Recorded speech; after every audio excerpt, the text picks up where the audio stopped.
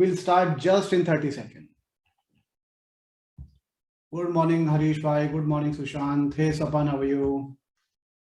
Great, let's get started, guys. As I said, we have to go a little fast today. So good morning. Thanks a lot for taking out time and joining EliteCISOs weekly session that goes on air every Thursday, 11 o'clock India time. As you see on the screen, our presenting partner today is Micro Focus. This is a second in series of 3 webinars. The first one we had on 10th of February, and today this is a second in series, and we are going to talk about software security for modern development, automate and scale your application security program. So we have been running webinars from past almost 3 years now, and I think application security is one area where we do not focus much. So it's a good chance to understand about application security and what kind of different tools and processes are available to secure your software development program. Now, to talk about this very interesting topic, we have 3 eminent panelists from Micro Focus. We will go to their intro as we transfer the session to the panelists, and this session will be for about 40-45 minutes. The core session is starting from 11:05 to 11:50. I am going fast because there is a lot to be covered. So once at 11:50 the session is over, we will save 10 minutes for Q&A. 11:50 to 12 o'clock we will have Q&A. Whatever questions you have, you can also put questions in a Q&A tab, and different panelists from Micro Focus will try to answer the question while the session is going on. But if you want to save your question till the end, you can raise your hand and you can ask the live question towards the end of the session as well. Now, at 12 o'clock, we will stretch the session for about 15 more minutes because there are a lot of activities that we have planned for the session today, like Wheel of Fortune, like LinkedIn contest, and like Kahoot. So this will take good 10-12 minutes. So instead of 12, the session is going to be till 12:15. So please plan your meetings accordingly. The session is being recorded. Every session goes on EliteCISO's website and YouTube channel. So this session is also being recorded. Now, as part of the LinkedIn contest, the giveaway is Apple AirPods. This is the same contest that we had last time as well. And then as part of Wheel of Fortune, we will have smartwatches. There are 5 smartwatches to be given. And then as part of Kahoot, we have Amazon vouchers as a giveaway. So there are a lot of things as a giveaway. So last session, which we had on 10th of February with Micro Focus, we again ran the LinkedIn contest. And I'm pleased to announce the winners for the contest. So the first winner is Mr. Vivek Pathak, Senior DGM at IT at BHEL. Mr. Vivek, congratulations. You will get the AirPods. We'll get it delivered. If you are there in the session, go to the chat and say thank you, or whatever you want to say. So congratulations again. And then we are picking up 2 more winners. Though there is only 1 winner for the contest, but we have picked 2 more winners. Why? Because there were only 3 valid entries. So Mr. Gaurav Saxena and Mr. Vijay Devnath are also being selected for a giveaway, and they will not get the Apple AirPods, but they will get a very decent headphone as well. Now, what is the problem with the contest? I will show you. So when we ran the contest, what we told you guys is that you are supposed to understand about the session and post the learning about the session on LinkedIn, right? What we got from people is they were supposed to fill this form. They were supposed to put the LinkedIn post URL, right? So you attend the session, you understand the content, and then you put it on LinkedIn. That was the rule that was explained. I will explain it again. But we had only 3 entries. Those were valid. Everybody else put their LinkedIn profile in the form. We do not want your LinkedIn profile. What we want is your learnings from the session that goes as a post on LinkedIn. Now you have to pick that URL and submit as part of this form. I will explain again. But let's look at the 3 entries, those who win this. So this is the very first entry, Mr. Vivek Pathak, who is the winner for Apple AirPods. So you see, he has written a very detailed post, right? If you go through this post, you will understand the content of the session. So that's what you got to do. You have to put the learnings on LinkedIn and then copy this particular URL from here, go to the form that we will share and put the put that URL as part of your submission. Okay, that's what got to be done. Everybody else just put their LinkedIn profile. We do not want your LinkedIn profile. Okay, that's in nutshell. I will again go back to the slides and quickly explain the next steps. So how the contest is going to be for airports, these are the few steps that you have to follow to participate in the contest. So you have to follow EliteCISOs handle on LinkedIn, go to LinkedIn and check for EliteCISO handle. You have to follow Micro Focus handle and share your learning out of this session. Okay, take the inputs, understand it, note it down, and then post that on LinkedIn along with the participation certificate. How do you download the certificate? I will share towards the end of the session. And then tag EliteCISO and tag Micro Focus on your post and submit the completion form, which I will put again in the chat over here. So this is simple. That's what you got to do.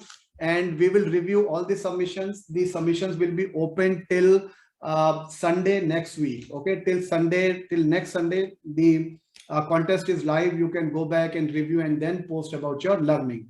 And then one winner we will pick. That winner will get Apple AirPods. I'm going a little fast. It's already 11:07. As you guys know, we throw this challenge of stand and attend in every single session. I'm going to stand for next 1 hour. Again, if you're accepting this challenge, go to the chat and say, yes, you are accepting. With this, it's 11:07. Over to you, Ashok. Thank you. Thank you. I would request Shashi and Praveen to open the session. Hi, Praveen. Hi, Shashi. If you can unmute yourself. It's your choice. You have to spin the coin and tell who goes first. Hey, you go first. You go first. I just want to say good morning, everyone, and thanks for joining this webinar. As we all know, there are multiple thousands of applications are being developed today, and security becomes a very integral part of most of the application development life cycle. So I hope you will gain good knowledge from this session, and thank you for joining again. Over to you, Praveen. Thanks. All right. So firstly, I'd like to thank the EliteCISO organization for making us part of this sessions. I know we are doing a series of these, and the feedback that we've got, the interaction that we have are very, very educative for us, right? Because these sessions are always two-way. It's not one way, because we tell you what you do, what we do, and we hear from you as to what the actual challenges are on ground, right? So it's two-way, and that's been learning for us, right? Now, if you look at cybersecurity itself, right, it's the more positive and negative connotations to it. Whilst the industry itself has a lot of interest, it's also an area of a lot of concern, right? Because if you look at how this industry has now moved, especially over the last 4 to 5 years, it's become extremely complex and complicated, right? If you look at the attack portfolio that used to happen a few years back, it was more from a disruption perspective, right? Somebody knew the whole ecosystem. Somebody could, go and basically bring your systems down. It was more from that. It was more to show people that I have the capability to do this, right? So these were more like the DDoS kind of attacks, right? But then the whole objective, the motive of the whole attacks is now changing, right? People then moved on from pure DDoS kind of attacks to exfiltrating data. They started stealing data and use that, not only sell it in the open market, but also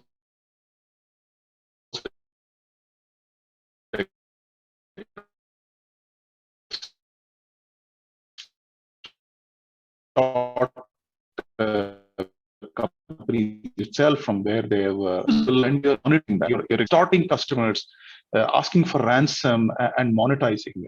And because your systems are unusable, it's a mission critical business level escalation, and you have no choice in some places, right? If your processes and systems are not able to quickly put new systems or reformat them and bring your applications and data online, some of them are really forced to pay these ransoms, right? And these ransom figures are quite high. The high profile ones go in 6-digit dollar figures, right? And then also there is the whole financial fraud thing, right? But what we're seeing from a high-profile attack perspective, we're seeing a lot of data breaches, right? So whenever there's a data breach, it's pretty much splashed everywhere. We're seeing a lot of ransomware attacks because they can be monetized pretty much in real time, right? But interestingly, there are some new kinds of attacks that we are seeing, right? Where they're becoming more dangerous and they're becoming more scaled up. So if you look at, I'm not going to name vendors, but there was an attack that happened 6 to 9 months ago. Not probably intended, but the attack actually went, it was a supply chain attack, but the supply chain attack happened on an MSP. So the MSP system went down, the entire customer base of that MSP went down. So on a lighter note, they were blogs that were doing the rounds that even the attacker was stunned by the effect that the attack had, right? There were almost around 800 businesses which went down. There was one business, an entire retail chain went down, right? So the business impact of this is massive, right? The other one, which is very disturbing, is that one of the water boards in the US, state water board, there was an attack there where the attacker changed the chemical input into water, right? So there are some small additives that you add in water to basically kill the impurities that you have and the bacteria that you have in the virus. But that is good when it is something like 10 parts per million. But this attacker went and increased it to 11,000 parts per million. So when you do that, that can be fatal, right? But it was fortunate that the operator at that point of time was sitting and on the monitor. He was able to see that somebody is changing something, right? So they quickly disconnected everything, and they were able to remedy it. So what I'm saying is that the nature of the attacks are changing. The complexity of the attacks are changing, and there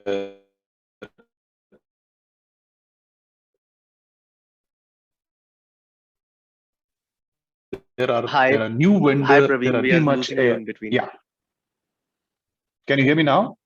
Yes, there are intermittent issues. Okay, my apologies. I think that's my patchy internet. So I'll speak a little louder. I hope that that comes through. Can you hear me, Neeraj? Yes, we can. We can hear. All right. So the point is that the attack patterns, the attack vectors are changing. So for us, from an industry perspective, we need to have pretty much all our layers of security in place. We need to have a properly thought out and architected defense in depth. Sorry, Praveen. Right? Now, when you look at the micro focus, Praveen, can you switch off your video and then maybe we might not have this issue? Let's try that. Cool. Go ahead, please. Better? Yeah, let's see how it goes. Better? Okay. So what you need to have a well thought out, well architected defense in depth strategy, right? Now, when you look at the Micro Focus portfolio, we pretty much cover all those critical elements that a company needs to have when it comes to security, right? A lot of us, always go straight into the network security, but that's a must. But there are a lot of other things that companies need to do, right? For example, asset management, right? You need to have an entire asset management process in place. You need to have a configuration management in place. You need to have a patch management in place. You need to have a vulnerability management in place, right? You need to have right controls on all your critical assets and processes. You need to be able to monitor. You need to be able to have incident response and forensics, right? So you need to have all these elements in place so that you will be able to stop these critical attacks and ensure that your business continuity is maintained, right? Now, from a Micro Focus perspective, we pretty much cover most of these, right? That's where we are positioned very uniquely in the market. Now, when you look at a portfolio, we're able to do asset management, we're able to do configuration management, patch management, vulnerability management. We have pieces of controls that you can put in from your data, from an identities, from a network perspective. And we have a full-fledged monitoring solution, a full-fledged incident response solution, and forensics, right? So when you look at a partner for cybersecurity, a Micro Focus can be your partners to choice. No, you don't need to move the slides. Okay. So the primary, when you look at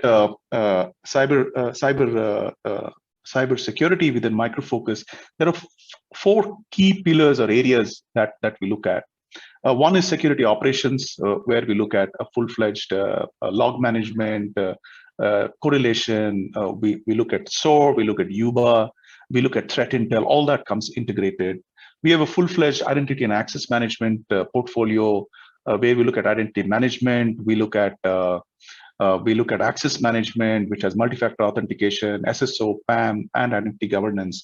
And we also have a full-fledged data privacy, right? So if you want to encrypt your unstructured data, your structured data, or semi-structured data, we can do that both on-prem and in cloud. But what we're going to talk to you today is about application security. That's because what we've seen is that the attacks primarily happen on the application, right? Whilst you use the network as an entry point, the attack always happens primarily on the application. And because of the proliferation of applications and the kind of versions of applications which are there in the market, we're seeing that this is now becoming the primary source. And from an industry perspective also, what we're seeing is that the investment, whilst there's a lot of investment and maturity when it comes from a network security perspective and endpoint security, we are seeing that move towards the application security now, right? So that's what we want this session to talk to you about, is what is the role, what is the criticality, and what is the importance of every company to have a application security practice or that functionality within them, right? So we have Ashok and Venu online. Ashok and Venu come with some very deep experience and functional experience in the application security market. Ashok heads the business development for us for AppSec, and Venu is our technical lead for. He's a technical head for AppSec. He comes with, as I said, almost 2 decades of experience in AppSec, hands-on. And all our top customer relationships are being managed by Venu, right? So we have a depth of experience with both of them, and I hope that today's session will be interactive. You will take something useful from us, and I want this session to be interactive. Wherever you have issues, clarifications, please feel free to ping in and ask. We don't want this to be a one-way conversation, right? So before I hand this over, I have a few basic questions that I want to put to Ashok, and then I'll hand it over to him, right? Ashok, you're there? Yes, Praveen, I'm there. Okay, so once I talked about this, right, that in the sense that when we look at security investment, right, both in terms of development and also in terms of investment that customers do in the security space, it's always been towards network security. And we've seen that change move from network security. We've seen a lot of investment happen to endpoint security. But right now, we're seeing a lot of interest in application securities. Can you give us a perspective on this? Yes, Praveen. Yeah, I think that's a very good question, and we get it from a lot of customers when it comes to investment. And I take some quotes from what Vikas said, that he did mention that EliteCISO has not focused on AppSec. That's one point that is very relevant, talking about why AppSec is not being considered. But if you consider the last few years changes that have happened around digital initiatives and how industry is moving towards software, the way that software is being looked, right, our applications are being looked. It has always been looked as a support function to the business, but then now it is becoming moving from the support function to an innovation center or a competitive edge between multiple vendors. So when it comes to that angle, it becomes the primary front ender for an organization to consider applications as their key edge over the competition and to business. It happens in every vertical and every size. So if you look at it from an attack vertical also, right, we know that, and we discussed that, we will discuss in detail in the presentation. The attack pattern is also moving towards from the infrastructure side of it or a network side of it to the application side for two simple reasons. Like when it comes to network security or an endpoint security, the industry itself is matured and there is a lot of adoption of tools and technologies by the panelists or from the end customer. But when it comes to application security, there are a lot of open points that we will discuss in detail, but it is there and it is something that a hacker is aware of. If he has to breach a data center, he has to actually pass through multiple controls like a firewall or an IPS and then reach out to an IP of an account. But if it comes to via an application, which has been already published in public, somebody who can write a small Sql injection and try to reach out to a database which is connected, it's much more easier. That's what we are going to uncover in this session and try to give some visibility about what the trends in attack as well as the loopholes that we see in application security. And it's actually, we are discussing on the right time where software and applications are taking primary front runner in terms of business. Ashok, just one comment. People are so used to of watching slides and stuff moving on the slide. They are so surprised why slides are not moving and why there's a slide on the screen. So I request, if there is no slide being presented right now, and if we are in a fireside chat mode, please stop sharing so that people can be at ease. Okay. Yeah, this is only the first slide. So yeah, it is a fireside chat. Just another two questions, and then we'll get into the technical. Yeah, session. let's stop the slide sharing then. Okay, perfect. It's there. Awesome. Yeah. Okay. All right. So second question, Ashok, to you is this whole thing about open source software, right? And case in point is a Log4j vulnerability that we were all bombarded with over the last 3 months. So what do you see is the role of open source software in application, and what is its critical security implication that you see? See, that's again a very good question, and this is something that is common questions that we get. That's why we wanted to use these questions to be discussed well before the presentation. So because of the reason that a lot of people assume that every application is written by a developer, but in real-time scenario, it's almost like 70 to 80% of the application. It's a global scenario, like 80% of the applications are actually used are done by open source components. And these open source components the usage of open source components have been in rise, and because of which the vulnerabilities or the security concerns associated with this open source vulnerabilities are also being there. So we are now today talking about Log4j. A few years back, we talked about Heartbleed, which is an SSL open source vulnerability bug. And we will talk in the future also, because it's inevitable of usage of applications, open source component in applications and the associated security concerns. So we should have a real strategy to control or put a process about how we are going to use those open source libraries and how we are going to have visibility on those open source libraries. So it's going to stay, and we have to have a separate process. Application security is not just about running a VIPT or running a source code analysis. It's going to be monitoring what are the components which are there in the application and how we are going to control that. All right. So whilst you'll talk to us about the importance of application security and the criticality of it, what if companies don't have an application security practice, right? Every company has different priorities, but while from a need perspective and the fact that everybody is now going to digital, you need to have these application interfaces, both internal and external. But what if a company doesn't have an application security practice or doesn't intend to have an application security practice? You know, what would your advice be to such companies on how do they look at these vulnerabilities and these issues? Yeah. So building an application security practice is not going to be that easy for for organizations which don't have a practice of building on their own from scratch.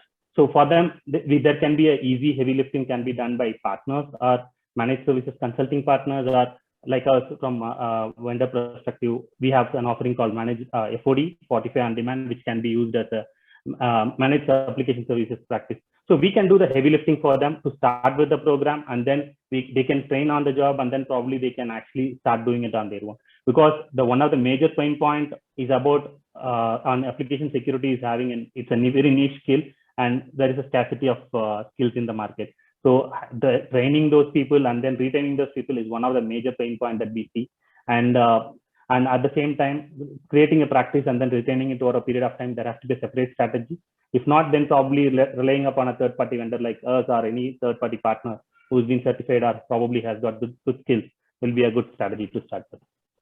Fine. So you're saying either you build your own practice, if not, you can offload this to a managed service provider, or you can also look at a SaaS offering. But you're saying Exactly. no matter what mode you use, you need to ensure that your applications are secure. Exactly. Fantastic. Yeah. Thanks, Ashok, for that. So I'll hand this over to you if you can take us through the AppSec session. Thanks.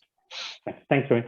And thanks everyone for giving us an opportunity. I think in the interest of time, and probably I'll just walk you through the presentation. We don't want it to be a presentation mode, so probably we will position what are the complexities and how our roadmap is going to be, and then I'll hand it over to Venu, who's my colleague and partner here, and he has got a rich experience and hands-on experience of almost like 2 decades in application security as a customer as well as a practitioner and from a vendor perspective. So we will walk you through some of the use cases. So we just not going to speak about in a presentation or in a practical manner or a theoretical manner. We'll show them how it works in a real time from a demo environment. So just to set the context, right? Like now, we normally talk about modern day attacks and stuff like that. So we just wanted to make it very interactive. So we wanted to bring in some kind of an information from the team. So we have started a poll. I've just launched a poll. What I think it will be there in your systems, like if somebody can confirm. Can you guess the age of Sql injection?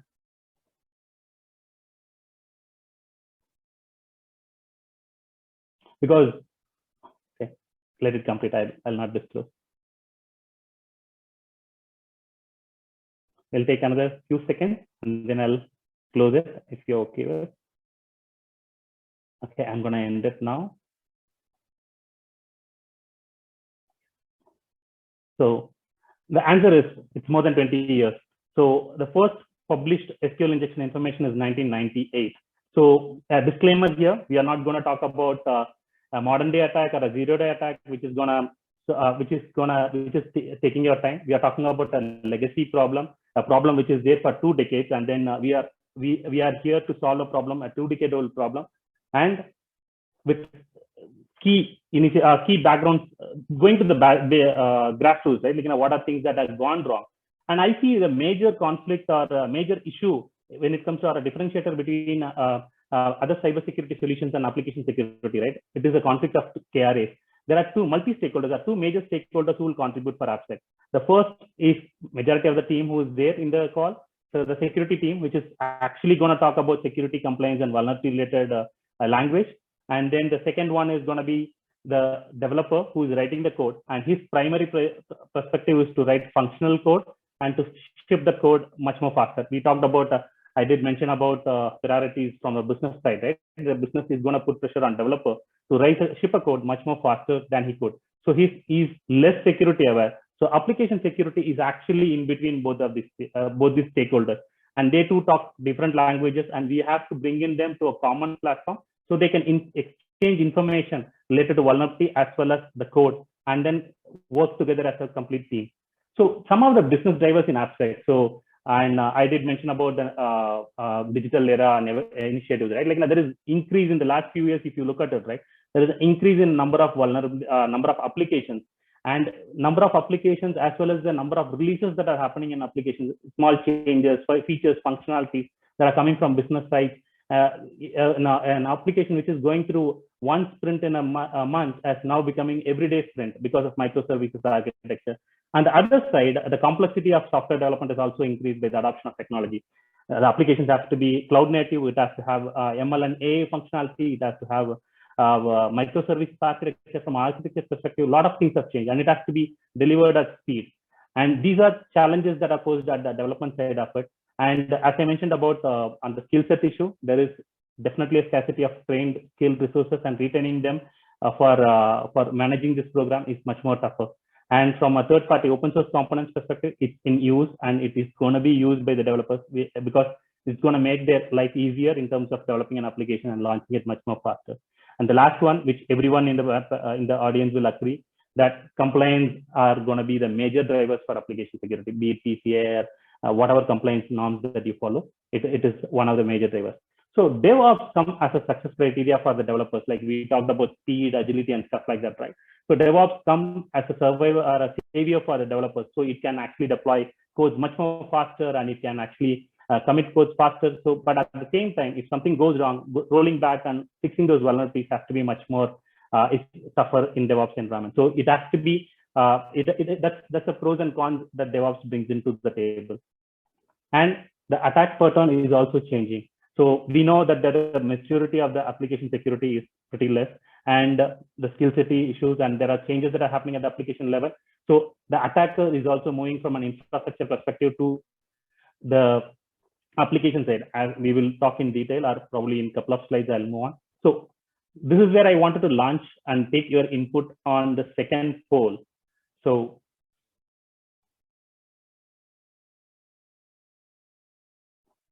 I hope you will be able to see the poll in your screen. Yeah.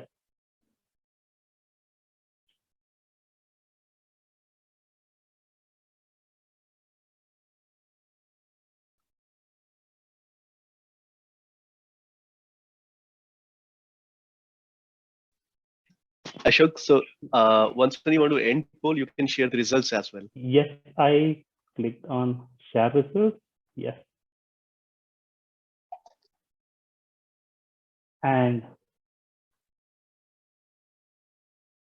okay, so when you are, I think we will have a different view of it. We have done a survey in 2019, and then we found 79% of the application at least have one critical or a high severity issue, and 88% of the mobile apps will have critical or high vulnerability. A lot of people have challenged me on this. So a simple example that I give them is, open up your mobile, go to your Play Store or your Apple Store, just open up updates in the applications that you are currently using, and you'll see bugs, fixes, everything. So the developer of the application knows that there are some bugs and fixes there, and they are trying to fix it. So we are in a vulnerable world, are the applications that we are currently using it, right?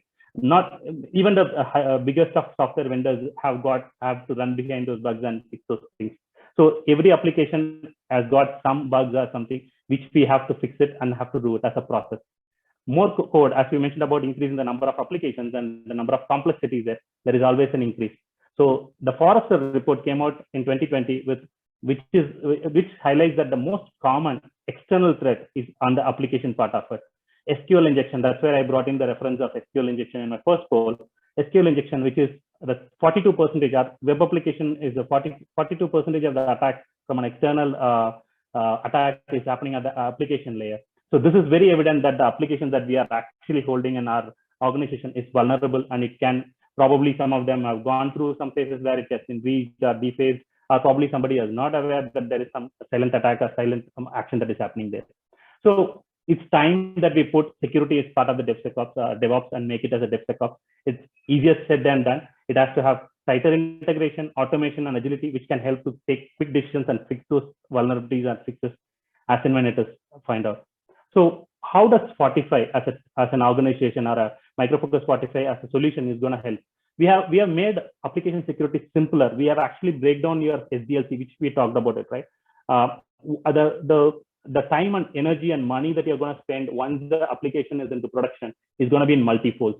So we are actually trying to solve the problem at early in the life cycle, in the development stage, at the code level, and a developer writing it. You might be familiar with the stages that are there in the slide. Commit stage, or a developer writing a code, or putting in commit and moving to a build stage. We have touch points of SAST, SCA, and DAST. Probably for people who are not aware of this terminology, SAST is static application security testing, and SCA is software composition analysis, which will check for your open source libraries and find out if there is any vulnerability. And SAST does source code analysis, and then DAST does runtime application testing. And Fortify offers all these solutions in one single portfolio, and our deployment models is also flexible. We can actually have provided as an on-premise model or as a services model. That's what I mentioned about. We can provide it as a managed services to a customer who actually cannot run the program on their own. This is one of the unique strengths of Fortify. we will be able to provide all these technologies from one single vendor. And there are other advantages, like you can have management console in single management console and correlation of all these results. So a tighter integration, automation, and speed can also be guaranteed for you. And as I mentioned about having multiple technologies does not make any, we wanted to make it as a value to the organization who is using it. We have a centralized management console, which is called a software security center, in which you will be able to see all the three technologies like SAS, DAS, as well as open source library scanning, all in one single management reporting functionality. And you will be able to integrate with the DevOps as well to orchestrate it. It's now moving from a reporting platform to an orchestration platform, and with which you will be able to speed, rotate or orchestrate the scans much more faster. And Fortify on demand, as I mentioned about, it's a managed services platform in which you will be able to upload the heavy lifting of application security to us, and we will be able to run the scan and give the report to you. You just need to manage the business part of it, and we will do the heavy lifting of running the scans and helping out in terms of reviewing those results and providing you with a clean report. SAS, moving on to a technology stacks, like now each and every technology stack, application static code application security testing, which is predominantly called as source code analysis. We do that early in the stage. We can actually integrate with developer IDEs, and then we'll be able to run the scan at the developer shift left, we call it, or probably we can do it on the day one of your development, and we can do it at each and every commit. So at the same time, it is developer friendly, and as we mentioned about developer being missed out in application security, right? You can actually make them participate and be an active stakeholder in the application security program. And we support 27 plus languages and cover up to 810 vulnerabilities with integration with CI/CD, right? Like now with integration with your DevOps, we will be able to seamlessly integrate into your SDLC platform, and then make it as part of your application security as part of your DevOps itself. And there is one functionality, beautiful functionality called the security assistant. Like developers, we normally do passive scan of source code analysis, but when the developer is writing a code, we can have a real-time pop-up of if there is any vulnerability that is gonna introduce in the code. He can actually see if there is a vulnerability, and then he can solve it when he is writing the code itself.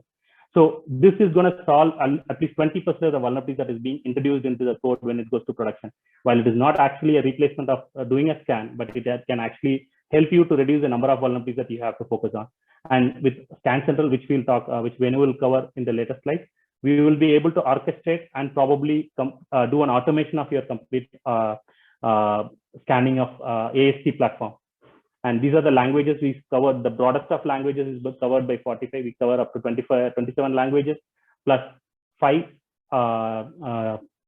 scripting languages as well. So we cover almost like legacy codes like COBOL and stuff, and even with modern day codes like Ruby, Python, everything is covered under that. So we actually have this functionality, or we have this theme called as test early, often, and fast. So with tighter integration with SDLC, right, with integration with your IDE plugins, CI/CD, and as well as your other SDLC frameworks like bug tracking system, we make it seamless integration with your team. And a developer writing a code on day one can use this IDE plugins to run a scan. And with source controls, we can actually pull the code and we will be able to run the scan. And with the CI/CD integration, we will be able to run on each and every build. So we give this functionality, or we give this function to run the scan as and when you require, and you can do it at multiple checkpoints, and you can actually integrate with your common bug tracking system, which is used for your development, and you can use it as a single source for your functional reports as well as for your security reports. And the component which is used by a lot of people, like they talk about SAS as well as DAS. Open source component is becoming high relevance today's scenario with Log4j coming into picture and making a lot of noise. But the usage of open source component has been in increase. Global survey says there is almost like 80%, 60 to 70% of the applications have open source components. The developers use those open source components. It's almost equivalent to a shadow IT, where the IT team does have very little control of those components being used in applications. So we will be able to run a same scan, static scan, and we're able to find out if there is any vulnerability in the open source, in the code, in the custom code that is written by the developers, as well as in the open source library. First, we provide you the visibility of those components which are there, which itself is a greater insight for the team to take action, and also provide if there is any security vulnerabilities attached to it. And also adding to it, if there is any legal risk attached to it, because as a freelancer, if I write a functionality and put it in public for somebody to use it, I can put a clause, if it is going to be used for any commercial purpose, I have to be paid a royalty. That also is something that we do. This is actually come with as a solution offering with our partnership with Sonatype. We have actually partnered with Sonatype, and then we have white labeled this solution and providing as a complete offering to the team. So just to summarize on SAST, we actually can cover with each and every step of SDLC. And from a developer perspective, he can actually run a scan on his IDE, use security assist to run to fix those vulnerabilities much more faster. Or at the code repository integration, we can trigger a scan or automate a scan, and at every build level, he can do it. And from a security auditor perspective, he can download the report, work on those results, and then he can actually find out if there is any vulnerabilities that he can put it to the defect tracking system and ask the developer to fix it. It is a complete cycle that we can, feedback mechanism that we can build and then provide them to fix the vulnerabilities. Because scanning is not the ultimate objective of application security. It's about identifying those critical vulnerabilities and fixing those vulnerabilities. So you have to have a complete workaround or complete process defined on fixing those vulnerabilities. And then I'm moving on to a next poll. So just to remind on time, we only have 9 more minutes left. Thank you. Oops. Okay.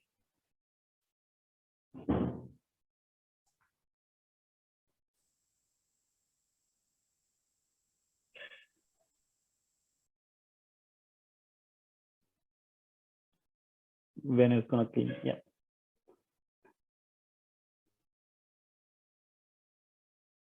So the weakest link in an application actually is now defined to API security. If you look at a lot of third-party reports and on application security, right? They'll emphasize on API security.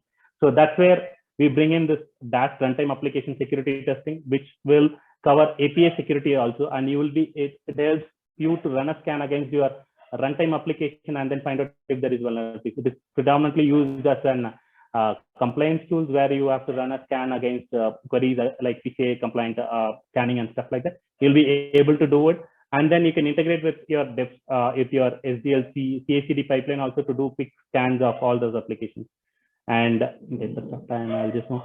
And to have more coverage, you can have an agent, which is IaaS, Interactive Application Security Testing. You can install that agent and run a scan so that if the coverage of application can be much more. DAST is going to look at what are the exploitable vulnerabilities that are there. With the agent sitting on the application, it can actually cover more applications, or the coverage of application as well as the vulnerability coverage can be much more higher.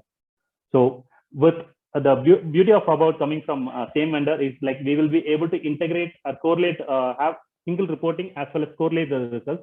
So there are if there are hundreds of vulnerabilities, you can actually focus on those vulnerabilities which are common between both SAST and DAST. The correlated results will be available so that your team can focus on fixing those on high priority. So that's going to save a lot of time and energy from your team. And with interest of time, I'm just going to hand it over to Venu to walk through the demo. And sorry, Venu. All right, thanks, Ashok. I always get my turn towards the fag end of any session. Use discrimination on the technical people. All right, let me quickly share my screen. So guys, we have, I have to cover a lot in much lesser time than planned earlier. So Venu, Praveen, I was just requesting Neeraj if we can get an extension so that then you don't need to run through your presentation. Neeraj? Yeah, we'll give 5 more minutes. So it is 11:44 now. We can go till 11:55. Venu, how much time would you need? Not much time. Probably we can complete whatever. Yeah, so because around 10-15 minutes, if we'll just finish this session. Okay, all right, Venu, over to you. All right, yeah, sure. All right, guys. So as I said, I have to cover a lot. So I'll talk about whatever the latest enhancements in terms of architecture, in terms of features introduced into the Fortify suite of solutions. So I'll start with the Fortify Scan Central, or rather I'll start with how it was earlier Earlier, like when you have the Fortify SaaS solution, you'll just be installing the solution in one isolated machine silos, and from there you can perform the scan. Of course, you can have the capability to integrate with the CI/CD process, but in that case, that particular machine has to be defined as a slave, or somehow the machine should have the access. The Fortify installation should have the access on the source code within the local system. Right? So that was the architecture earlier, but now we have introduced another architecture which is called the scan central. With that, you can very much perform the remote scans. So basically, you can have the ability to perform the distributed scans. So that's the purpose of the scan central. This is available for both SAST as well for the DAST. And on top of it, now we have the open source scanning capability as well in our arsenal. So let me talk about how exactly this scan central architecture. And before that, I have addressed a couple of questions which are posted in the chat. In case any further questions on those, those points, we can have a discussion later post this session. So you can reach me anytime. And when it comes to what exactly is the scan central, let me just put it in the presentation mode. Yeah. So in simple terms, it's a like a cluster of scan machines.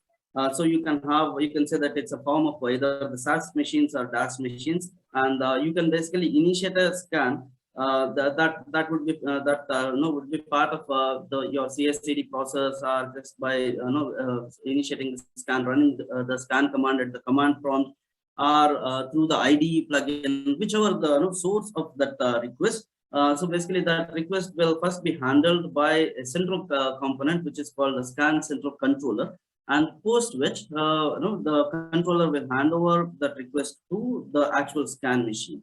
So this is in simple terms to explain the architecture.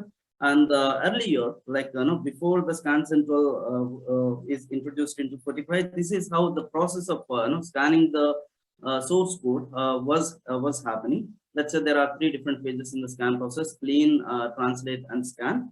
So all these steps were taken, were being done in the same system.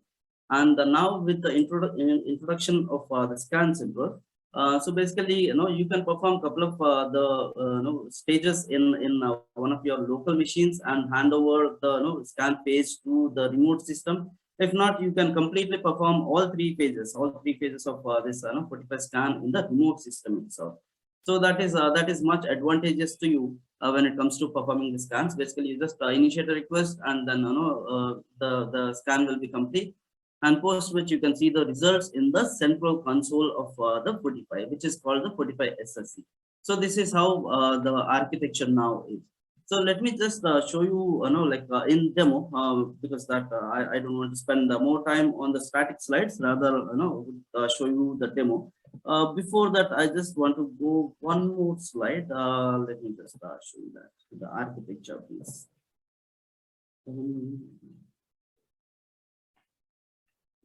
All right, sorry about that. Here is the architecture. So we will be initiating the scan either from the IDE or through the CI/CD or through the command prompt, whichever.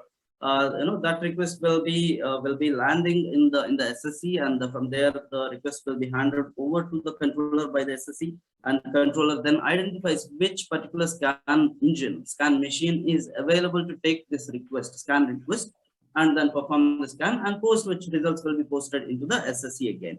So these are the components involved in this particular flow. Of course, this can be done, as I said, through multiple starting points. For example, of course, I have opened my SSE console, and here you can see that in the scan central tab, there are a couple of sensors which are my remote machines. So here I have one one Windows VM as my remote, as my sensor, and one Linux VM as my another sensor. Let me just log in. So these are the 2 sensors I have, which I can see in the centralized console, which is again the SSE. So 2 sensors, and whatever the scan requests I have initiated, right? All those can be seen again in the central console. So we can pretty much go through the details when the scan was done, and what is the IP address, and who has initiated the scan. All these details can be seen here in the central console SSE. And in order to initiate the scan, let's say, for example, I have this Jenkins configured already. And here you can see that I have multiple scans defined already as part of this particular demo. And I can take any particular example, let's say remote scan, because I want to demonstrate the scan central remote scan. So I have taken this example and go to configure quickly, and I'll show you how these things work. So here in the source code management, I'm just getting I have connected to the Git repository and getting the source code from the repository, and which basically places the source code into my Jenkins local server, workspace. And in the post build actions, this is where I have added my Fortify plugin. And here you can see that I'm performing the scan, whatever the application type, we can define what application we have. And in my case, I have selected other. And once the scan is complete, where exactly we want to upload the results. So this is the application name on the SSC. You can see the list of names, and we can select one of the applications which are there already created, defined in the SSC. And then we can define, we can select whichever the version we want to upload within that application. And post which we can go ahead and initiate the scan. And prior to that, of course, there are different other options you can see. If you want to perform the scan completely on the local machine, you can see that the local translation and local scan. And in case if you want to perform the scan on part of the scan in the local machine and part of the scan in the remote machine, that option is also available. And post which upload the results to the SSC, right? So all these steps are pretty much available. And post which go to and then click on build now. This basically initiates the scan and one of my sensors.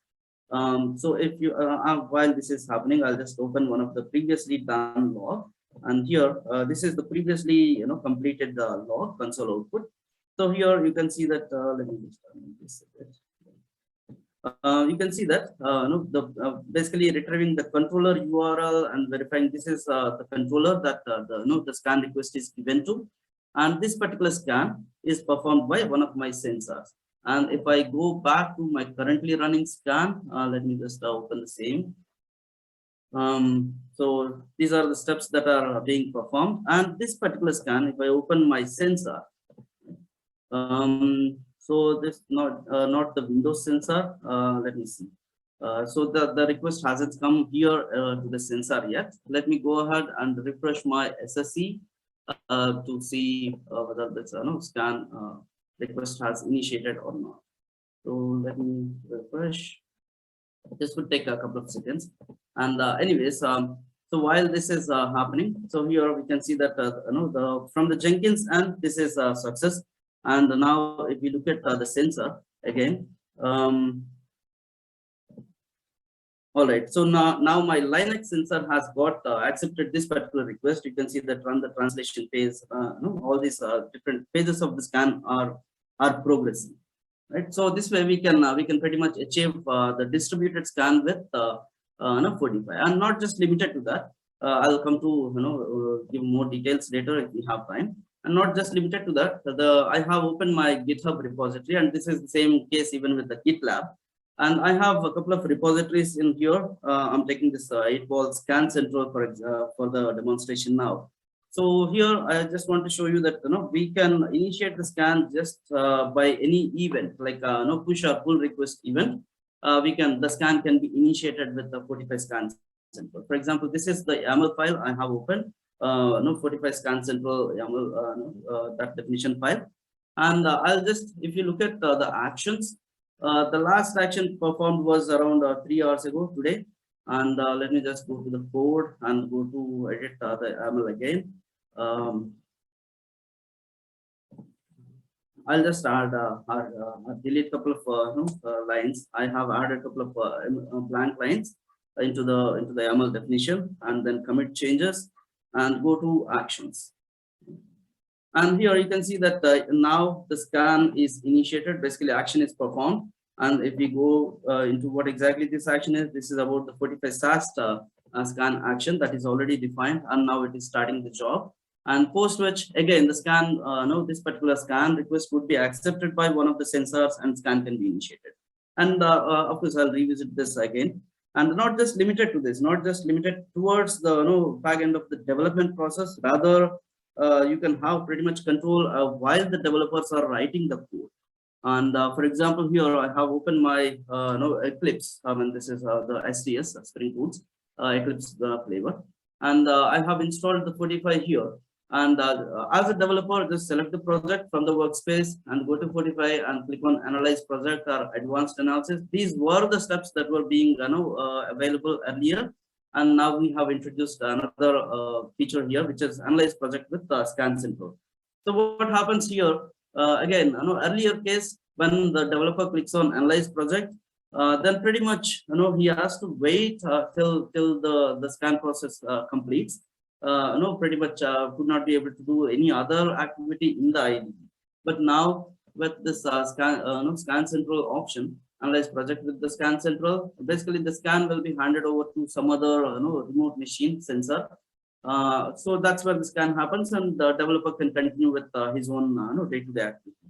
And if you look at the configuration part, so here, let me just show you that Scan Central SAS configuration. You can enable the Scan Central SAS upload and also send the scan results to the SSC, and you can define which sensor pool. You can basically create certain pools and place the sensors into each of those pools. For example, Java pool or .NET pool or whichever.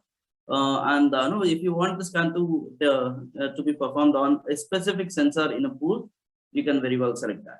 And post which, go ahead and developer can click on Analyze Project with Scan Central. So now you can see that that is. Venu, you have 3 more minutes to go. Sorry to interrupt. All right. I always I am fearful of this message. I understand. All right, so scan is will be initiated. We just need to, as a developer, need to select into which application on SSC we want to upload the scan results. So I have selected the application, and now the scan is progressing. And just to give you, because we have no much less time, this is not just limited to the SAS process. This is can be extended to the DAST. Here I have within the Fortify SSC console itself, under the Scan Central tab, you can see SAS and DAST. So from here itself, we can, while being in the SSC, we don't need to go out of the SSC to configure a scan. We can very well scan, configure a dynamic scan as well while being in the SSC. For example, here I'm just configuring a new scan. Maybe I won't have much time to demonstrate the complete process, but let me try. So this is where we'll be providing the URL of the application. Just quickly typing, and we can select the policy and all. I'll provide more details, probably offline communication. And then in case authentication requirements are there, we can check this and record the login and click next. And then this is where we can save my settings, whatever the name, and scroll down and save. So now the settings are changed. We can use those settings later. We can either schedule the scan or run the scan immediately. Again, this will be the one of the available sensors. One of the configured sensors will take the scan request, and the scan will be performed, will be done on that particular sensor. So if we look at this, let me go ahead and refresh this. Takes a couple of seconds to get refreshed, and then let's say my previously done scan is 8, scan ID is 8. We can go ahead and see all the vulnerabilities from here in the SSC console itself. If not, we can have exclusive view of all the vulnerabilities along with the remediation instructions and request response, whichever options. So I guess I completed in time my part. Over to you, Vikas. Thanks a lot. Thanks a lot. You are 10 minutes late, not in time. Oh. Okay, that's fine. But I think the session is very interesting. The demos and everything is pretty cool. It's already 12 o'clock, guys, so we have to rush going forward. I'm going to share my screen and let's get into Kahoot. I'm going to stop sharing your screen. And can we take at least these 2-3 questions, because the ones which are in the question panel? Yeah, already running out of time.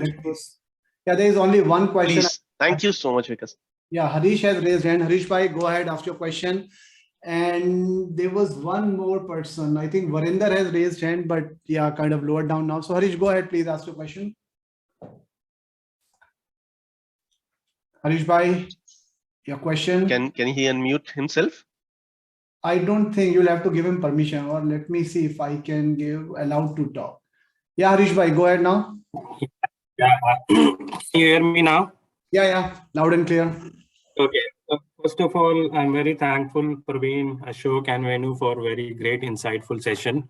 And after a very long time covering application security, right, which is a good start. And I think I would look forward to more session on application security side.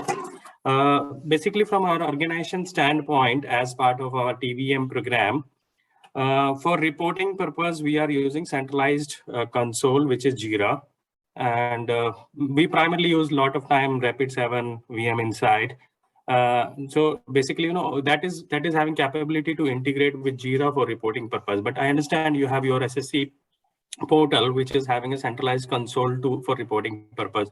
Do you have capability to customize the reports in the format that we have in Jira, and we move the reports to Jira? Because we are looking forward for in future granting access to our developers to run the source code scans by themselves and track it until it is closed before our security team do the static or dynamic analysis at the later point in time.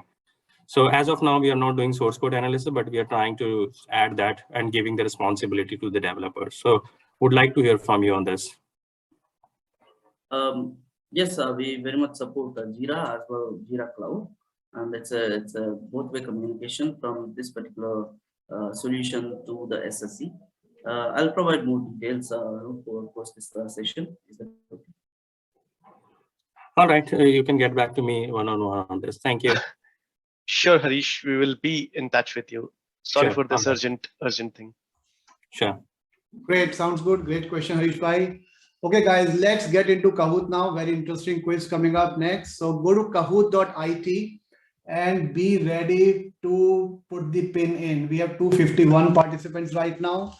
We will start once we get 120 gamers in the game. Okay, 8430735. Go ahead, guys, go to kahoot.it and put this pin. All the questions are going to be from the session itself.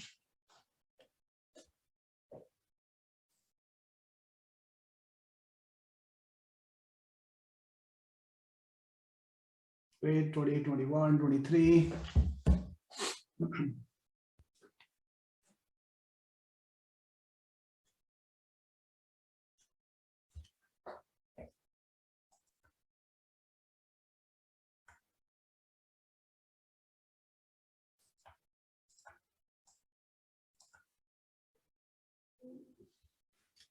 Ten more participants and we start at 120, 15, 16, 17, 18, 19, 20. Okay, I'm starting. Okay, people are still joining. 10 more seconds, guys. Okay, start now. Great, here comes the first question on your screen.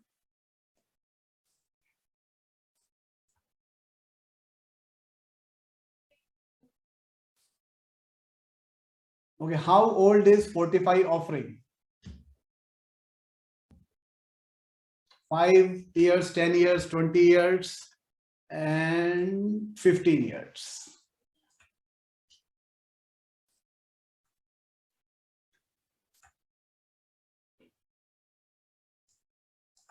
Great, 142 answers already there. Okay, the correct answer is 20 years. Let's see how the leaderboard looks like now. So Chetan on the top, Satyendra and Pooja Bansal. Awesome, Hari, Abhishek and Himanshu. Great. Let's go to next question now. Tom is conducting a source code analysis. Which Fortify assessment tool will be used? Fortify SCA, Web Inspect, C both A and B, or Zero Trust? What is the correct answer?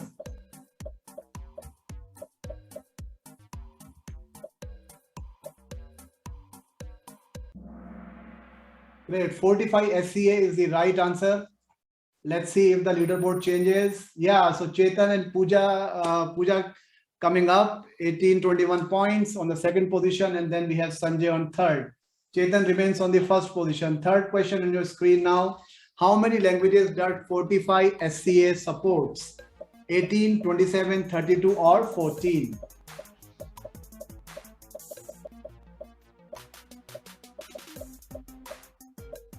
Eight 140 answers, 42 answers, seconds to go.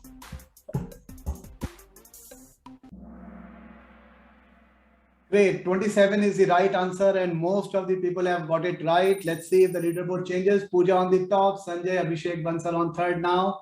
Awesome, awesome. Let's see the next question on your screen, the fourth question. SCA integrates application security into SDLC using the following: developer ID, bug tracking system, build systems, all of the above. When somebody says all of the above, I tick on that. But let's see what the right answer here is. The right answer here is again all of the above. Very nice. Let's see the leaderboard now. Great. Pooja Bansal, Abhishek Bansal, Manish Agarwal, everyone from Delhi chapter. Awesome, awesome. Let's see the fifth question coming on your screen now. SCA does support scanning multiple source code languages in an application. True or false? Let's see.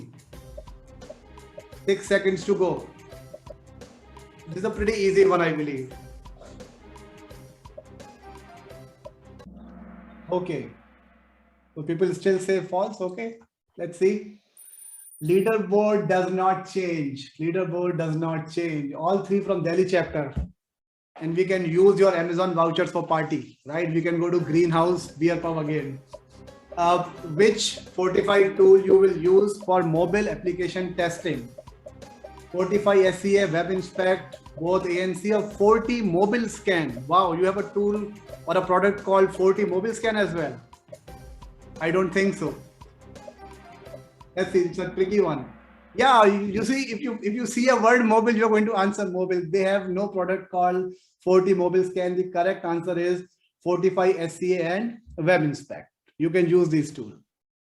This will change. Yeah, it tricked you guys. Okay, so Gunjan and Upkar again from Delhi chapter. Pooja maintaining the top position. And this is going to be 7th question. Which Fortify tool will give you the visibility of open source components used in the application? Again, a tricky one, guys. If you see mobile, you click on mobile. If you see open, you click on open. But let's see how many people get tricked here. The correct answer is Fortify Sonatype, right? And 38 people still said, okay, 40 open scan. Next question, the last question, very important. This might change the leaderboard, but before that, let's see. It changed leaderboard again. Okay, so Pooja is still on top. Abhishek and Upkar Ji from Delhi chapter are maintaining top 3 positions. Okay, last question now, guys. EliteCISOs weekly elite knowledge session are conducted every week on which day? If you get it wrong, God helps you. Great. Thursday, yeah, that's the right answer. So every Thursday from past 3 years, we have been doing these sessions every Thursday, 11 o'clock. Now let's see what changes are there. So the third position now is Mr. Upkar Singh from Delhi chapter. Second position, Abhishek Bansal again from Delhi chapter. And the first position is Pooja Bansal, I believe. Again from Delhi chapter. Awesome. Congratulations, Pooja. So the first prize is 4,000 rupees Amazon voucher. Second is 2,500. And the third is 1,500. Awesome, guys. Congratulations. Let me close this guy. And then let me tell you how to download this certificate. So guys, to download your participation certificate, go to EliteCISOs website, click on events, upcoming events, click on CP certificate. I'm going fast because there are only 5 minutes left. If you click on that, you will come to this form and the put your email address, put your full name, and the secret to download the certificate is STEVE. Why, Steve? Because today on 24th of February, Steve Jobs was born. Happy birthday to Steve Jobs. That's what the password for today is. Steve, once you put that, you will get the certificate like this. This certificate is very important because if you want to participate in the LinkedIn contest, you have to use this certificate, upload it on LinkedIn, and with your with the summary, with your learnings, right? So one more time, to participate in contest, I'm running the rules again. You have to follow EliteCISO handle and Micro Focus handle. You have to put a post on LinkedIn along with the certificate like this. So Mr. Vivek is the winner from the last session. He has put this post, put the EliteCISO or the participation certificate. He has tagged EliteCISO and Micro Focus. That's what you got to do. Okay. Once you do this, you have to take the URL of this post. So click on these three dots, click on copy the post, and then you have to submit this link in a Google form that I'm going to put on the chat now. Okay. So you have to submit this form to participate in LinkedIn contest. Over here, you have to put the URL, right? The LinkedIn URL that you will take from here. Okay. That's what you got to put at this location. Great. I'm going to put this form on You muted? I can't hear you. No, I'm not muted. So I'm going to put it on the, I'm putting it on the chat now. The Google form link is out there. Am I audible now? Yeah, yeah. Okay, awesome. So this link is already there, Mr. Rajesh. I've put the Google form. Be careful, guys. We do not want your LinkedIn profile. We want the link for the post. Okay. With this, let me get to the last part. This is the LinkedIn. This is the Wheel of Fortune that we run every time. There are going to be two sets of Wheel of Fortune. There are 5 watches as a giveaway. We will put 2 watches for everyone who registered, and the 3 watches will be another spin for people who liked the LinkedIn post that we had done for this session. Okay, guys, if you are there, if your name comes on the Wheel of Fortune, go to the chat and say, yes, you are in the session. Neeraj, can you please monitor chat and see if somebody says yes? Sure. Awesome. Great. Here it goes for the first watch. And you see how cluttered this is. So Mr. Chandrasekhar, if Mr. Chandrasekhar is there, please go to the chat and say, yes, you are in the session. A lot of people are saying yes. But yeah, it has to be Mr. Chandrasekhar. But we'll monitor the chat. Okay, the first one is gone, and then second one. Don't spam the chat, guys. Come on, we will review all the entries later on. Second one, Mr. Vijay Mohan from Nash Pro Network.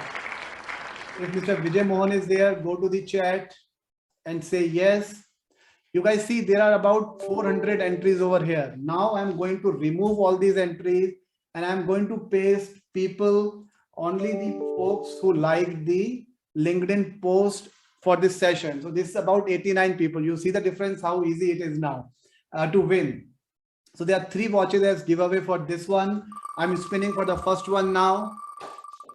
So we don't have yes from Chandrasekhar and Vijay as of now. Awesome. So Pankaj Mishra from Delhi chapter.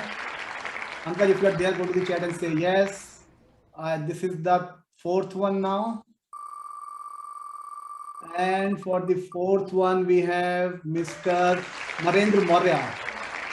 Mr. Narendra, if you're in chat, if you're in session, go to the chat and say yes. This is the final and the last one.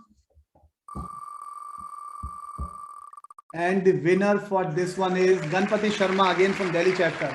Awesome, guys. All 5 watches are gone. It is 12:14. I had told you guys that the session might run till 12:15. Bang on time. Thanks a lot, everyone. Thanks, Micro Focus team. Amazing session. And thanks, everyone, for joining in. What you can do is, we are coming up with this session on Saturday. Usually we do it on every Thursday, but again, on Saturday, we are planning this session with tech security. If you want to attend, go ahead and register for it. Our weekly session next week is again on Thursday, 11 o'clock. The registrations are live. Go ahead and register for it as well. With this, thank you very much, everyone. Really appreciate you hanging around and taking your time to join these sessions. Bye for now. Thank you, Vikas. Thank you, Ashok, Venu, Praveen, Shashi, for being here. And thanks all of you who attended this session. Have a great day ahead. Great. Bye, everyone.